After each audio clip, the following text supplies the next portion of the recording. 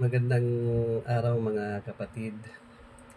Ah, may mga komento lang ako doon o reaction sa nangyayari ngayong peace rally ng ating mga kapatid na mga INC. No? Ang ganda nga ng tema nila Peace and Accountability Rally. So, doon tayo, number one, magkukomment ako doon sa mga guest nila na si Amy Marcos at si Dante Marcoleta. Sa sinasabi niyo po mga kapatid na accountability, doon ba sinabmit ni Dante Marcoleta sa kanyang SALN ay nakikita niyo ba ang accountability doon? Dahil ang declare na yaman niya ay almost 58 million. Kung tumakbo siya ng senador, ay gumastos siya ng 112 million, more or less. Tapos, sinasabi niya, pira niya daw yun lahat. So, saan nanggaling ang 112 million na pera na sinasabi niyang sa kanya? Dahil ang declare niya doon, sa salin niya, ay 58 million. Diba? Doon na, nagkakaroon tayo ng hindi patas na sinasabi niyong accountability. Dahil mismo si Dante Marcoleta, sinabi niya na pera niya yun, siya gumastos lahat nung during election. Bandang huli, nung inano siya sa TV News in interview, sinabi niya, I have a lot of friends sponsoring or giving donors sa kanyang campaign period, di ba? So, hindi na patas doon ang sinasabi niyong accountability. Nung nagsubmit naman siya ng SOSE sa COMELEC, hindi naman nakadeclare doon na kung sino-sinong mga donors ang nagbigay sa kanya. Di ba? Ng pera. Number 2, very protective siya sa mga diskaya. Alam naman po natin mga madam and sir o mga kapatid sa INC na ang asawa ni Dante Marcoleta connected doon sa mga company ng mga diskaya. Di ba? So halatang halata kahit sa Senate hearing nga, halatang halata na pinoprotektahan niya yung ano. Dahil mayroon sagsabit doon na conflict of interest. Dahil alam natin na isa ang mga diskaya na nagbigay ng donors, di ba? Ng pera during election. Tumakbo siyang senador. So saan ang sinasabi niyo accountability? Nakikita niyo yung gobyerno ni Marcos, di ba? Ni BBM, kung ano mang nangyayari, hinahanap niyo accountability. Pero yung mga guests nyo, hindi nyo hinahanap ang accountability na sinasabi nyo. Diba? Okay, ito. Sa kay Amy Marcos naman tayo. Sa kay Amy, mismong kapatid niya ay nagpapatakbo ng gobyerno natin sa bansa. Siya mismo sinisira niya. Diba? Saan ka makakita na kapatid mo presidente ang nagbulgar ng katiwalian sa flood control projects ng DPWH sa buong bansa. Tapos sisiraan mo kapatid mo, sarili mong dugo, ng dahilan doon sa mga kaibigan mo, sa mga DDS. Diba? To tell you honestly, mga kapatid, hindi ako supporters ng BBM. I am solid supporters of Madam Vice President Lina Robredo. Yun po ang katotohanan doon. Hindi ako ni BBM doon admirer o supporters, pero nag-observe din kami sa mga nangyayari sa ating bansa, di ba? Saan ka makakita?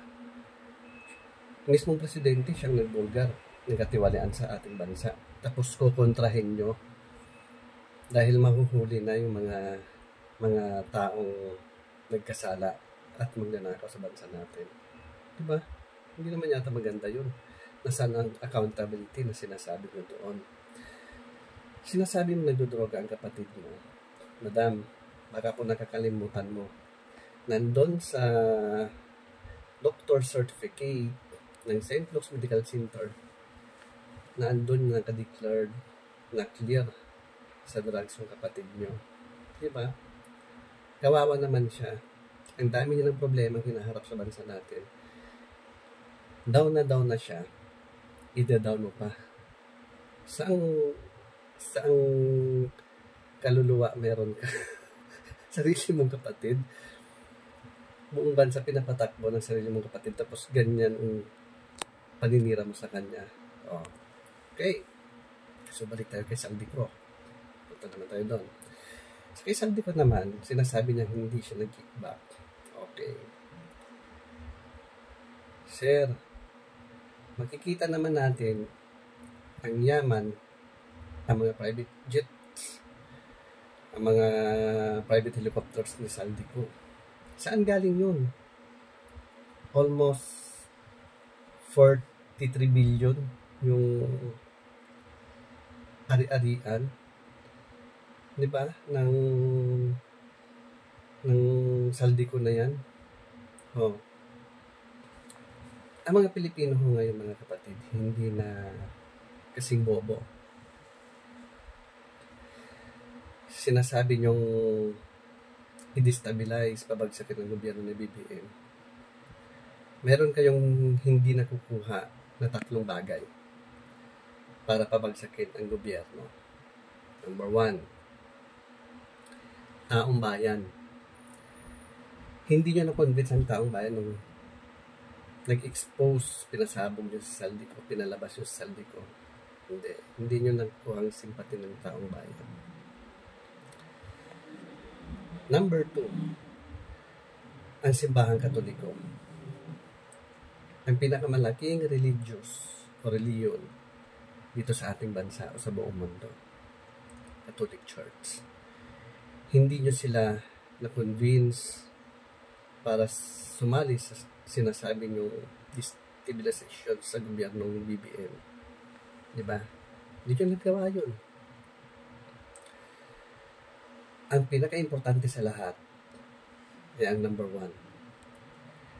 Hindi nyo na-convince o nakuha ang simpati ng AFP, PNP. Hindi nyo sila nakuha. Dahil pag nakuha nyo yung 3 bagay na yan, sigurado ako, babagsak ang gobyerno ni BBM. Diba? Kaso lang hindi nyo na-convince yun. Kasi ang number 1 na mangyayari, pag nag-pull out ang AFP ng kanilang support sa ating presidente, wala na eh. Pilay ng presidente o ang gobyerno natin. Diba? The most important is yung Catholic Church. Diba? Kita mo anong papel ng Catholic Church. EDSA 1, EDSA 2. Naging successful yun. Nung EDSA 1, nung panawagan ng lolo namin, si Jaime Cardinal La Chica Sin, na lumabas kayong lahat, taong bayan, pumunta kayo sa EDSA, suportaran nyo ang EDSA People Power 1 para pabagsakin ang rehimeng Marcos during that time. Ang tatay ni Ferdinand Marcos Jr. ngayon. Diba? Successful yung EDSA 1. Number 2, yung nangyari sa kairap, EDSA 2. Nag-withdraw yung support ni Fidel Ramos, ni Ping Lacson during that time. Diba? bumagsak ang gobyerno ng Estrada. Dahil dyan, sa tatlong bagay na yan, AFP, Sambayan ng Pilipino, Simbahang Katoliko. Pag nakuha nyo yan, sigurado, maging successful ang sinasabi nyo, tinatawag nyo destabilization sa gobyerno Bongbong Marcos ngayon. Pero wala eh. Mahina kayong umano. Dahil lahat ng mga sinasabi nyo, puro kasinungalingan. Gobyerno lang ni BBM ang binabantayan nyo. Pero yung nangyayari, mga kapatid na ANC, yung patayan during Duterte administration, tahimik kayo. Yung mga nangyayaring corruption, pogo, sa Duterte administration, tahimik kayo. Nung nakaw si Sara Duterte sa confidential fund, intelligence fund, sa educational, DepEd, tahimik kayo. Dahil alagang-alaga nyo sila, ang family Duterte. Sila yung pamilyang walang mudo, sa totoo lang. Silang pamilyang walang takot sa Diyos. Kita mo nga, kahit Panginoon minumura ng former President Duterte. Si BP Duterte, Sara, ginamandaan niya buhay ng presidente tsaka first lady tsaka speaker Romualdez before, di ba? Ano ginawa niyo? Tahimik kayo. So, nasaan ito pa? Nasaan na yung mga kaso ni Sara Duterte noon? Yung pagmumura niya, pag-detrate niya sa presidente, tsaka sa House Speaker, First Lady. Nasaan na yun? Parang natulog na yata ang NBI.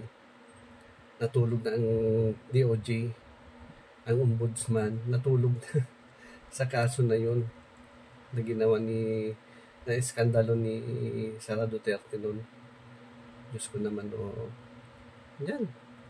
yan lang po ang mga napupuna ko o reaction ko sa nangyayaring peaceful and accountability ng rally ng kapatiran natin. Diba? Maraming salamat po mga kapatid.